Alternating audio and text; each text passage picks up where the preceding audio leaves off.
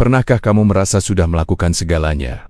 Memberi perhatian, waktu, usaha, bahkan mengorbankan diri.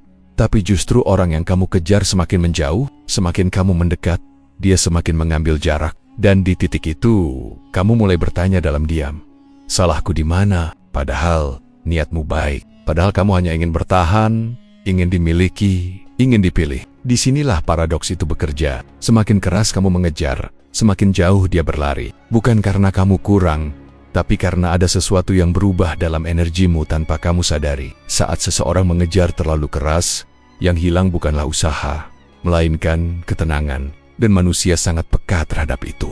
Ketika kamu tenang, kehadiranmu terasa ringan. Tapi saat kamu diliputi takut kehilangan, kehadiranmu berubah menjadi tekanan. Bukan tekanan yang diucapkan, tapi tekanan yang terasa. Dari cara kamu menunggu balasan, dari cara kamu berharap, dari cara kamu bereaksi berlebihan pada hal-hal kecil. Stoikisme mengajarkan bahwa penderitaan terbesar manusia bukan berasal dari kejadian, melainkan dari keterikatan kita terhadap hasil. Dan mengejar dengan keras adalah tanda bahwa kita sudah terlalu terikat. Di momen itu kamu tidak lagi berjalan berdampingan, kamu berusaha menarik. Dan tidak ada manusia yang nyaman ditarik, sehalus apapun caranya. Orang ingin memilih, bukan diyakinkan terus-menerus. Orang ingin datang, bukan dikejar tanpa henti. Ketika kamu terlalu berusaha, kamu tanpa sadar mengatakan bahwa kebahagiaanmu ada di tangan orang lain. Dan itu berat. Tidak semua orang sanggup memikul beban itu, bahkan jika mereka peduli. Paradoksnya, semakin kamu menunjukkan bahwa kamu tidak bisa kehilangan, semakin orang lain merasa harus pergi untuk bernapas. Bukan karena mereka jahat, tapi karena naluri manusia selalu mencari ruang. Stoikisme menekankan satu hal sederhana tapi keras. Fokuslah pada apa yang bisa kamu kendalikan. Pikiranmu, sikapmu, nilaimu, bukan perasaan orang lain. Ketika kamu melanggar prinsip ini, kamu mulai hidup dalam kecemasan. Dan kecemasan selalu bocor, selalu terlihat, selalu terasa. Mengejar sering disalahartikan sebagai bukti cinta. Padahal seringkali itu adalah bukti ketakutan. Takut ditinggalkan, takut tidak cukup, takut sendirian. Dan ketakutan, seberapapun kamu sembunyikan, akan mengubah cara kamu hadir. Kamu menjadi terlalu siap, terlalu tersedia, terlalu menyesuaikan diri. Hingga akhirnya, kamu sendiri kehilangan posisi. Bukan karena kamu tidak layak, tapi karena kamu berhenti berdiri. Ironisnya, ketika kamu berhenti mengejar, bukan berarti kamu berhenti peduli. Kamu hanya berhenti memaksa. Kamu mengembalikan kendali ke tempat yang seharusnya. Dirimu sendiri. Dalam ketenangan itu, sesuatu berubah. Kamu tidak lagi menunggu dengan gelisah. Kamu tidak lagi mengukur nilai dirimu dari respons orang lain. Dan justru disitulah hubungan jika memang seharusnya ada punya ruang untuk bernapas. Stoikisme tidak mengajarkan untuk dingin atau tidak peduli. Ia mengajarkan untuk tidak menggantungkan kedamaian pada sesuatu yang tidak bisa kamu kendalikan. Saat kamu memahami ini, mengejar tidak lagi terasa perlu. Kamu tetap berjalan, tapi dengan arah. Kamu tetap mencintai, tapi tanpa kehilangan diri. Dan jika seseorang memilih pergi, kamu tidak runtuh, karena sejak awal, kamu tidak meletakkan seluruh hidupmu di tangan mereka. Paradoks ini pahit, tapi membebaskan, bahwa usaha berlebihan bukan selalu tentang cinta yang besar, melainkan tentang diri yang belum tenang. Dan ketenangan, justru itulah yang paling jarang dikejar, padahal paling menarik. Saat kamu berhenti mengejar orang, kamu mulai mengejar hidupmu sendiri. Dan di titik itulah, apa yang seharusnya bertahan akan bertahan. Yang pergi, memang tidak pernah bisa ditahan.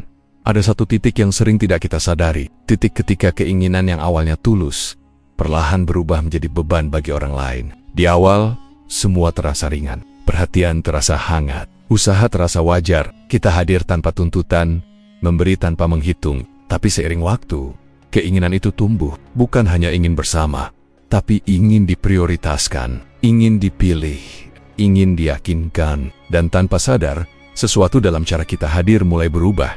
Keinginan yang tidak dikelola akan mencari kepastian. Ia ingin jawaban, ia ingin bukti, ia ingin respons yang menenangkan rasa cemas. Disinilah beban itu mulai terasa, bukan karena kamu meminta secara langsung, tapi karena energimu sudah berubah. Kamu tidak lagi sekadar hadir, kamu menanggung. Kamu mengamati, dan harapan yang terus menggantung akan selalu terasa berat. Bahkan ketika tidak diucapkan, Stoikisme mengingatkan bahwa bukan keinginan itu sendiri yang menyakiti kita, melainkan ketergantungan pada pemenuhannya. Saat keinginanmu menjadi sumber ketenanganmu, Orang lain secara tidak sadar berubah menjadi penopang emosimu. Dan tidak semua orang siap memikul peran itu. Bahkan orang yang peduli pun bisa merasa lelah ketika ia merasakan bahwa kebahagiaanmu bergantung pada sikapnya. Di titik ini, perhatianmu tidak lagi netral. Setiap pesan yang tak dibalas cepat terasa seperti ancaman. Setiap perubahan sikap terasa seperti tanda kehilangan. Kamu mulai menyesuaikan diri berlebihan, menahan pendapat, mengorbankan batas, hanya agar keinginan itu tetap hidup. Ironisnya, semakin kamu berusaha menjaga, semakin hubungan itu kehilangan napas. Karena hubungan yang sehat butuh ruang, bukan penjagaan ketat. Keinginan yang sehat memberi kebebasan. Beban lahir ketika keinginan berubah menjadi tuntutan emosional. Saat orang lain merasa harus selalu hadir, harus selalu menjelaskan, harus selalu menenangkan. Bukan karena mereka disuruh, tapi karena mereka merasakannya. Dan perasaan itu perlahan membuat jarak. Bukan karena cinta hilang, tapi karena ruang pribadi menyempit. Stoikisme tidak menyuruh kita membunuh keinginan, tapi menempatkannya di posisi yang benar. Menginginkan tanpa menggenggam, berharap tanpa mengikat, mencintai tanpa menjadikan orang lain sebagai sumber kedamaian kita. Saat kamu bisa melakukan itu, kehadiranmu kembali terasa ringan. Tidak ada tuntutan tersembunyi, tidak ada harapan yang menekan. Dan disitulah perbedaannya terasa. Keinginan yang dikelola membuat hubungan tumbuh. Keinginan yang dibiarkan liar membuat hubungan tercekik. Saat kamu belajar menenangkan dirimu sendiri, orang lain tidak lagi merasa harus melakukannya untukmu. Dan anehnya, justru saat itulah mereka lebih ingin tinggal. Ada hal yang jarang dibicarakan secara jujur.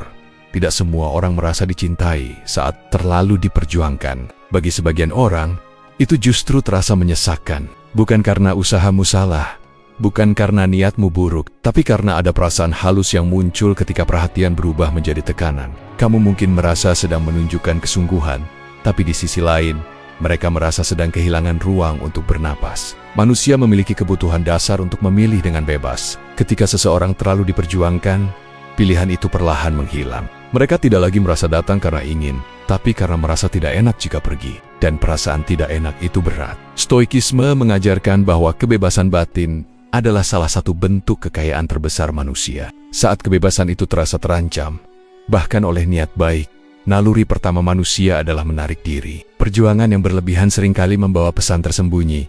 Aku membutuhkanmu untuk merasa utuh. Pesan ini mungkin tidak pernah diucapkan, tapi bisa dirasakan. Dari konsistensi yang terlalu menuntut, dari kesediaan yang tidak pernah punya batas, dari pengorbanan yang terus-menerus tanpa diminta. Dan ketika seseorang merasa menjadi pusat hidup orang lain, rasa kagum perlahan berubah menjadi beban. Di titik ini, hubungan tidak lagi setara. Yang satu memberi terlalu banyak, yang lain merasa harus menyeimbangkan. Tapi perasaan terutang emosional bukanlah fondasi yang nyaman. Tidak ada yang ingin dicintai karena kasihan atau rasa bersalah. Orang ingin dicintai karena dipilih, bukan karena merasa bertanggung jawab atas perasaan orang lain. Stoikisme mengingatkan bahwa kita hanya bertanggung jawab atas sikap kita sendiri, bukan atas bagaimana orang lain meresponsnya. Ketika kamu terlalu berjuang, kamu seringkali melanggar prinsip ini. Kamu mencoba mengontrol hasil lewat pengorbanan. Dan saat hasil tidak sesuai harapan, kekecewaan pun muncul. Kekecewaan ini, sehalus apapun, akan terasa oleh orang lain.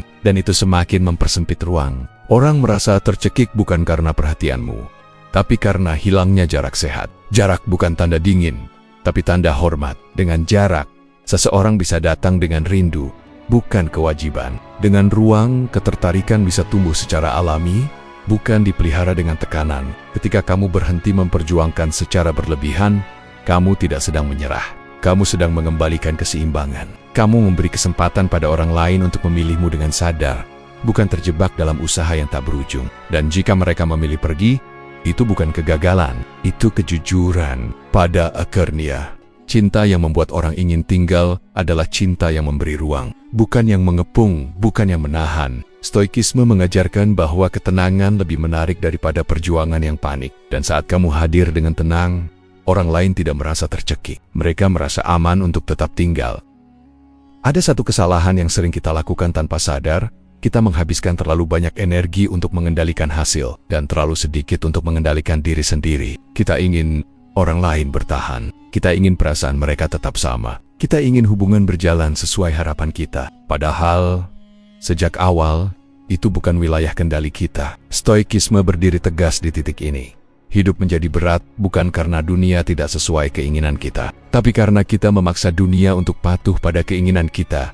Saat kamu fokus pada hasil, pikiranmu selalu berada di masa depan. Setiap respons orang lain menjadi penentu suasana hatimu. Jika mereka mendekat, kamu tenang. Jika mereka menjauh, kamu gelisah. Di titik ini, kendali atas dirimu sendiri sudah berpindah tangan, dan tidak ada kedamaian yang bisa tumbuh di sana. Stoikisme mengajarkan pemisahan yang sederhana, namun sulit. Ada hal yang bisa kamu kendalikan, dan ada yang tidak. Sikapmu, nilai hidupmu, cara kamu merespons itu milikmu. Perasaan orang lain, keputusan mereka, arah hidup mereka itu bukan milikmu. Ketika kamu mencampur adukan keduanya, kamu sedang menanam benih kekecewaan. Fokus pada kendali berarti kembali ke dalam. Bertanya bukan bagaimana caranya agar dia tetap di sini, tapi bagaimana caranya agar aku tetap utuh. Apapun yang terjadi, perubahan sudut pandang ini terasa sunyi, tapi disitulah kekuatanmu. Kamu tidak lagi berusaha memenangkan orang lain. Kamu sedang menjaga martabat dirimu sendiri. Saat kamu berhenti mengejar hasil, sikapmu berubah. Kamu hadir tanpa agenda tersembunyi. Kamu berbicara tanpa berharap balasan tertentu. Kamu memberi tanpa mengikat. Dan justru karena itu, kehadiranmu terasa lebih jujur, lebih ringan. Orang lain tidak lagi merasa sedang dinilai atau dituntut untuk memenuhi ekspektasimu. Stoikisme bukan tentang menjadi dingin atau apatis. Ia tentang menjadi stabil, tentang tetap bersikap baik tanpa menjadikan kebaikan sebagai alat untuk mengontrol, tentang mencintai tanpa menjadikan cinta sebagai taruhan hidup. Di titik ini, kamu tidak kehilangan empati. Kamu justru menemukan kedewasaan. Ironisnya, ketika kamu fokus pada kendali diri, hasil seringkali mengikuti dengan sendirinya. Bukan karena kamu memanipulasi keadaan, tapi karena orang tertarik pada ketenangan, pada seseorang yang tidak goyah oleh ketidakpastian, pada seseorang yang tidak menggantungkan hidupnya pada keputusan orang lain. Dan jika hasilnya tetap tidak seperti yang kamu harapkan, kamu tidak hancur, kamu tetap berdiri. Karena sejak awal, kamu tidak menaruh harga dirimu pada sesuatu yang tidak bisa kamu kendalikan. Inilah kebebasan versi stoikisme, menerima hasil apa adanya, tanpa kehilangan dirimu di dalam prosesnya. Ada hal yang tidak perlu diucapkan, tapi selalu terasa. Energi, kekurangan, perasaan bahwa ada bagian dalam diri yang kosong, yang berharap diisi oleh orang lain. Kamu bisa bersikap sopan, ramah, bahkan terlihat tenang, tapi ketika batinmu dipenuhi rasa takut kehilangan, energi itu bocor. Ia muncul dari cara kamu menunggu, dari cara kamu membaca pesan, dari cara kamu bereaksi pada hal-hal kecil yang sebenarnya sepele. Manusia jauh lebih peka daripada yang kita kira. Mereka mungkin tidak bisa menjelaskannya, tapi mereka bisa merasakannya. Ketika seseorang hadir dengan rasa cukup, kehadirannya menenangkan. Tapi ketika seseorang hadir dengan rasa kurang, kehadirannya menekan. Bukan karena niatnya buruk, tapi karena ada kebutuhan yang belum terpenuhi di dalam dirinya sendiri. Menyebut ini sebagai hidup yang bergantung pada hal eksternal. Saat ketenanganmu ditentukan oleh respons orang lain, kamu sedang menyerahkan kendali hidupmu. Dan saat itu terjadi, setiap interaksi menjadi penuh harapan tersembunyi. Kamu tidak lagi sekadar berbagi waktu, kamu sedang mencari validasi, dan pencarian itu, sehalus apapun, akan selalu terasa. Energi kekurangan sering menyamar sebagai perhatian berlebihan, pesan yang terlalu sering, kepedulian yang terlalu cepat, ketersediaan yang nyaris tanpa batas. Dari luar terlihat baik, tapi di dalamnya ada kecemasan, takut tidak dipilih, takut dilupakan, takut ditinggalkan. Ketakutan inilah yang membuat orang lain secara naluriah mundur. Bukan karena mereka tidak peduli, tapi karena mereka merasa ditarik ke dalam kekosongan yang bukan tanggung jawab mereka. Stoikisme mengajarkan bahwa rasa cukup tidak datang dari dimiliki, tapi dari berdiri, dari kemampuan untuk tenang. Bahkan saat tidak ada yang memastikan, saat kamu mampu menenangkan dirimu sendiri, energimu berubah. Kamu tidak lagi datang untuk mengambil, tapi untuk berbagi. Dan perbedaan ini sangat terasa. Ketika kamu tidak merasa kurang, kamu tidak menuntut, kamu tidak menekan, kamu tidak menunggu dengan gelisah. Kamu hadir apa adanya, tanpa agenda tersembunyi. Dan kehadiran seperti ini jarang. Itulah mengapa ia menarik. Orang merasa aman di dekatmu, bukan karena kamu selalu ada, tapi karena kamu tidak membutuhkan mereka untuk merasa utuh. Energi kekurangan tidak bisa ditutupi dengan kata-kata manis atau sikap dewasa. Ia hanya bisa disembuhkan dengan kedewasaan batin, dengan menerima bahwa tidak semua orang harus tinggal, bahwa kehilangan bukan ancaman bagi harga dirimu, bahwa kesendirian bukan kegagalan, tapi ruang untuk bertumbuh. Saat kamu berhenti mencari pengisian dari luar, energimu berubah menjadi tenang. Dan ketenangan tidak pernah perlu diumumkan. Ia selalu tercium. Dan justru karena itu, ia sering membuat orang ingin mendekat bukan karena kamu membutuhkan mereka, tapi karena kamu sudah cukup tanpa mereka. Banyak orang percaya bahwa semakin keras mereka mengejar, semakin besar cintanya. Bahwa usaha yang berlebihan adalah bukti kesungguhan. Padahal seringkali, yang terlihat seperti cinta, sebenarnya adalah ketakutan. Takut ditinggalkan, takut tidak cukup, takut kehilangan sesuatu yang sudah terlanjur dijadikan sandaran hidup. Dan ketakutan itu pelan tapi pasti mengubah cara kita mencintai. Saat kamu mengejar, kamu jarang bertanya apakah kamu masih memilih dengan sadar atau hanya bereaksi terhadap rasa takut. Kamu tidak lagi hadir karena ingin, tapi karena khawatir. Kamu menahan diri untuk tidak diam. Kamu merasa harus terus berbuat sesuatu agar hubungan tetap hidup. Di titik ini, cinta tidak lagi tenang. Ia gelisah, waspada, dan penuh perhitungan.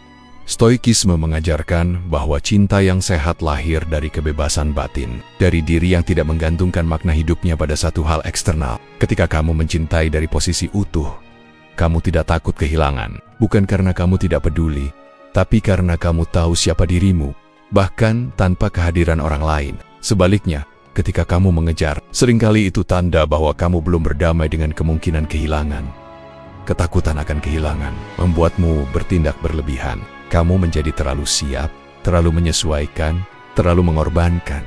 Kamu mulai mengabaikan batas diri, hanya agar hubungan tidak retak. Ironisnya, justru disinilah hubungan mulai goyah. Karena orang lain bisa merasakan bahwa kamu sedang bertahan dengan rasa takut, bukan berdiri dengan keyakinan. Mengejar juga sering menyamarkan ketidakpercayaan, bukan pada orang lain, tapi pada diri sendiri. Kamu merasa jika tidak terus hadir, tidak terus memberi, tidak terus membuktikan, kamu akan dilupakan. Dan keyakinan ini diam-diam menempatkanmu di posisi lebih rendah. Bukan karena orang lain lebih tinggi, tapi karena kamu sendiri yang menurunkan dirimu. Stoikisme mengingatkan bahwa kita tidak bisa mengamankan cinta dengan kepanikan. Yang bisa kita lakukan hanyalah menjaga sikap kita sendiri. Tetap jujur, tetap hormat, tetap yud. Cinta yang dipertahankan dengan ketakutan tidak akan pernah terasa aman bagi siapapun yang ada di dalamnya. Saat kamu berhenti mengejar, kamu tidak sedang berhenti mencintai. Kamu sedang berhenti melarikan diri dari ketakutanmu sendiri. Kamu memberi ruang pada hubungan untuk berdiri di atas pilihan, bukan kecemasan. Dan jika orang itu memilih tinggal, itu karena cinta. Jika mereka pergi, itu bukan kegagalan. Itu hanya menunjukkan bahwa cinta tidak bisa dipaksa pada akernia. Cinta sejati tidak menuntut untuk dikejar. Ia tumbuh saat dua orang berdiri dengan tenang, saling memilih tanpa rasa takut. Dan ketenangan seperti itu hanya bisa lahir ketika kamu tidak lagi mengejar untuk menutupi kekosongan, tapi mencintai dari rasa cukup. Ada momen sunyi yang sering disalahartikan sebagai kehilangan, padahal sebenarnya itu adalah pergeseran. Momen ketika kamu berhenti mengejar, tidak lagi mengirim pesan pertama dengan cemas, tidak lagi berusaha menjaga sesuatu sendirian, tidak lagi merasa harus hadir agar tidak dilupakan. Di luar, terlihat seperti kamu mundur, tapi di dalam, sesuatu sedang kembali ke tempatnya. Saat kamu berhenti mengejar, dinamika berubah. Karena energi berubah, kamu tidak lagi datang dengan kebutuhan, tapi dengan kesadaran. Kamu tidak lagi menarik, tapi membiarkan. Dan manusia sangat peka terhadap perubahan ini. Ketika tekanan menghilang, ruang muncul. Ketika ruang muncul, pilihan kembali ada. Orang lain tidak lagi merasa dikejar. Mereka mulai merasa bebas. Dan kebebasan selalu membuka kemungkinan baru. Stoikisme mengajarkan bahwa ketenangan lahir ketika kita berhenti memaksa realitas mengikuti kehendak kita. Saat kamu berhenti mengejar, kamu sedang mempraktikkan itu. Kamu menerima bahwa ada hal yang berada di luar kendalimu, dan kamu memilih untuk tidak melawan kenyataan tersebut. Sikap ini tidak hanya menenangkanmu, tapi juga mengubah cara orang lain merasakan kehadiranmu. Dalam dinamika lama, kamu mungkin selalu satu langkah di depan, satu pesan lebih dulu, satu usaha lebih besar. Itu menciptakan ketimpangan. Ketika kamu berhenti mengejar, keseimbangan diuji. Jika orang lain peduli, mereka akan melangkah. Jika tidak, jarak akan terlihat jelas. Dan meski itu menyakitkan, kejelasan jauh lebih sehat daripada ketidakpastian yang dipelihara. Berhenti mengejar bukan strategi agar orang kembali. Itu adalah keputusan untuk kembali pada diri sendiri. Kamu berhenti menggantungkan harga dirimu pada respons. Kamu berhenti menjadikan kehadiran orang lain sebagai tolok ukur ketenangan. Di titik ini, kamu tidak lagi reaktif. Kamu hadir dengan pilihan, bukan dorongan. Ironisnya, saat kamu tidak lagi sibuk mengejar, kamu menjadi lebih hadir pada hidupmu sendiri. Energi yang dulu habis untuk menunggu, kini kembali ke pertumbuhan. Kamu menjadi lebih tenang, lebih fokus, lebih utuh. Dan keutuhan ini terasa. Orang lain bisa merasakannya. Bahkan tanpa kamu menjelaskan apapun, jika dinamika berubah dan orang itu mendekat, itu bukan karena kamu memancing. Itu karena tekanan telah hilang. Dan jika mereka tidak datang, kamu tidak runtuh. Karena kamu sudah berdiri di tempat yang benar. Stoikisme tidak menjanjikan bahwa semua akan kembali. Tapi ia menjamin satu hal. Kamu tidak akan kehilangan dirimu sendiri lagi. Dan itulah perubahan terbesar. Bukan pada orang lain, tapi pada caramu berdiri. Saat kamu berhenti mengejar, hidup berhenti berlari darimu. Kamu tidak lagi kehabisan napas. Kamu berjalan dengan tenang. Dan dari ketenangan itu, dinamika apapun yang terjadi tidak lagi menguasaimu. Ada sesuatu yang diam-diam menarik dari orang yang tidak terlihat butuh. Bukan karena mereka dingin, bukan karena mereka acuh, tapi karena kehadiran mereka tidak menuntut. Mereka datang tanpa menggenggam, berbicara tanpa berharap, dan pergi tanpa meninggalkan tekanan. Di dekat orang seperti ini, kita merasa bebas menjadi diri sendiri. Dan kebebasan itulah yang jarang. Itulah yang membuat orang ingin tinggal. Manusia secara naluriah menjauh dari tuntutan. Bahkan ketika tuntutan itu tidak diucapkan, saat seseorang terlihat butuh, ada pesan halus yang terkirim, "Aku membutuhkanmu untuk merasa baik." Pesan ini berat, bukan karena tidak ada empati, tapi karena tidak semua orang siap menjadi penyangga emosi orang lain. Sebaliknya, orang yang tidak terlihat butuh memancarkan rasa cukup, dan rasa cukup selalu terasa aman. Stoikisme menyentuh inti ini dengan sederhana. Ia mengajarkan bahwa ketenangan lahir dari dalam, bukan dari hal eksternal. Ketika seseorang tidak menggantungkan kedamaiannya pada respons orang lain, ia hadir dengan ringan. Tidak ada agenda tersembunyi. Tidak ada kecemasan yang harus diredakan, hanya kehadiran yang jujur. Dan kehadiran seperti ini jarang ditemui. Orang yang tidak terlihat butuh, tidak terburu-buru, mengisi keheningan. Mereka nyaman dengan jeda. Mereka tidak panik saat jarak muncul, bukan karena mereka tidak peduli, tapi karena mereka percaya pada alur. Sikap ini menciptakan daya tarik yang tenang, tanpa rayuan, tanpa drama, tanpa usaha berlebihan.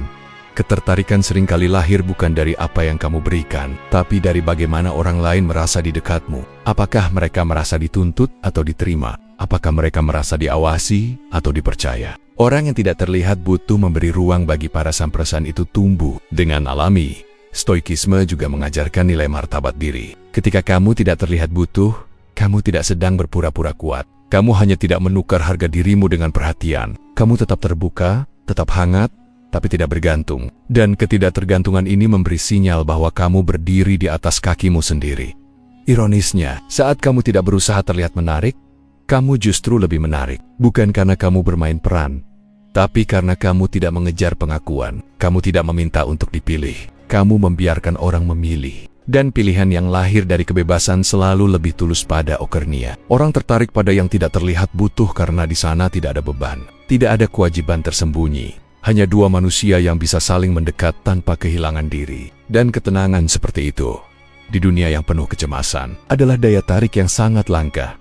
Banyak orang takut melepaskan kontrol karena mereka mengira itu sama dengan menyerah. Seolah-olah jika tidak lagi mengatur arah, tidak lagi menjaga dengan ketat, maka semuanya akan runtuh. Padahal seringkali, justru sebaliknya, yang runtuh bukan hubungan, tapi ilusi bahwa kita bisa mengendalikan perasaan dan pilihan orang lain. Saat kamu berusaha mengontrol, kamu hidup dalam kewaspadaan terus-menerus. Kamu memantau perubahan kecil, menafsirkan sikap, membaca makna di balik diam. Semua itu melelahkan. Dan kelelahan ini, meski tidak diucapkan, terasa. Stoikisme mengingatkan bahwa kita hanya bertanggung jawab atas tindakan dan sikap kita sendiri. Mengontrol hal di luar itu bukan tanda kepedulian, tapi sumber penderitaan.